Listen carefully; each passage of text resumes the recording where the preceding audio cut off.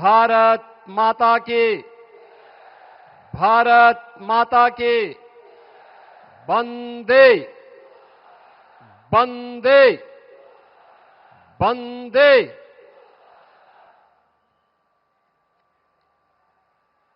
पूर्व प्रधानमंत्री भारत रत्न श्रद्धेय अटल बिहारी वाजपेयी जी की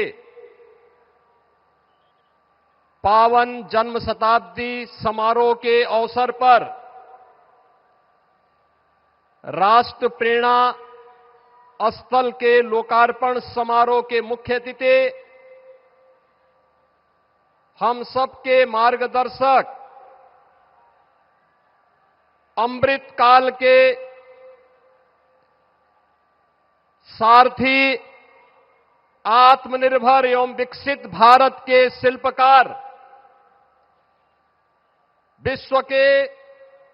सबसे लोकप्रिय राजनेता और देश के यशस्वी प्रधानमंत्री आदरणीय श्री नरेंद्र मोदी जी का मैं उत्तर प्रदेश की राजधानी लखनऊ के आज के समारोह में उत्तर प्रदेश की जनता जनार्दन की ओर से हृदय से स्वागत करता हूं, अभिनंदन करता हूं। आज के समारोह में उपस्थित प्रदेश की माननीय राज्यपाल श्रीमती आनंदीबेन पटेल जी, लखनऊ के लोकप्रिय सांसद और देश के लोकप्रिय रक्षा मंत्री माननीय श्री राजनाथ सिंह जी, केंद्रीय मंत्री, भारतीय जनता पार्टी के प्रदेश के अध्यक्ष श्री पंकज चौधरी जी, उत्तर प्रदेश सरकार में मंत्रिमंडल के मेरे वरिष्ठ सहयोगी उप मुख्यमंत्री श्री केशव प्रसाद मौर्य जी, ब्रजेश पाठक जी, मंत्रिमंडल के सभी अन्य सहयोगीगण, माननीय जनप्रतिनिधिगण और आज के इस समारोह में उपस्थित सभी बहनों और भाइयों, आज हम सबके लिए एक गौरव का क्षण है जब आदरणीय प्रधानमंत्री जी का यशस्वी मार्गदर्शन और एक नई प्रेरणा हम सबको प्राप्त होने वाली है। इस अवसर पर प्रधानमंत्री जी के ही विजन के अनुरूप उन 3 महापुरुषों की विरासत को, जिन्होंने भारत को एक नई दृष्टि दी, डॉक्टर श्यामा प्रसाद मुखर्जी, जिन्होंने स्वतंत्र भारत में एक देश, एक विधान, एक निशान और एक प्रधान का उद्घोष स्वतंत्र भारत में किया था। आज उनके सपनों का भारत जब हम देखते हैं तो डॉक्टर श्यामा प्रसाद मुखर्जी की उन सपनों को साकार होकर के हर भारतीय प्रफुल्लित होता हुआ दिखाई देता है।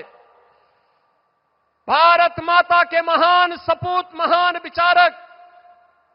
पंडित दीनदयाल उपाध्याय के सपनों का वह भारत जिसमें अंतिम पायदान पर बैठे हुए व्यक्ति के जीवन में एक नया परिवर्तन होता हुआ दिखाई देता है। और पिछले 11 वर्ष में 25 करोड़ लोग गरीबी रेखा से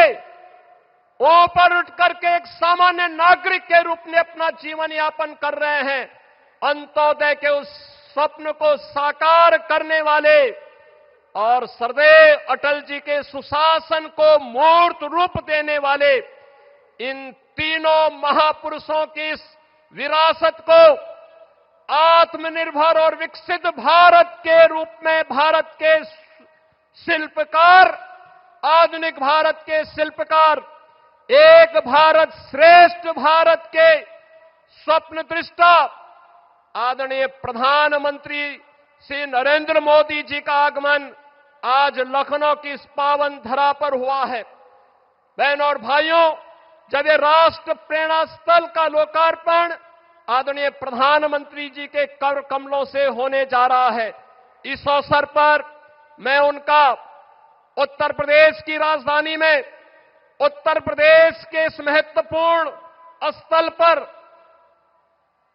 जहां पर इन महापुरुषों की भव्य प्रतिमाओं के साथ साथ इस भव्य म्यूजियम का लोकार्पण होने जा रहा है, इस अवसर पर उनका हृदय से स्वागत करता हूं, अभिनंदन करता हूं। बहनों और भाइयों, आदरणीय प्रधानमंत्री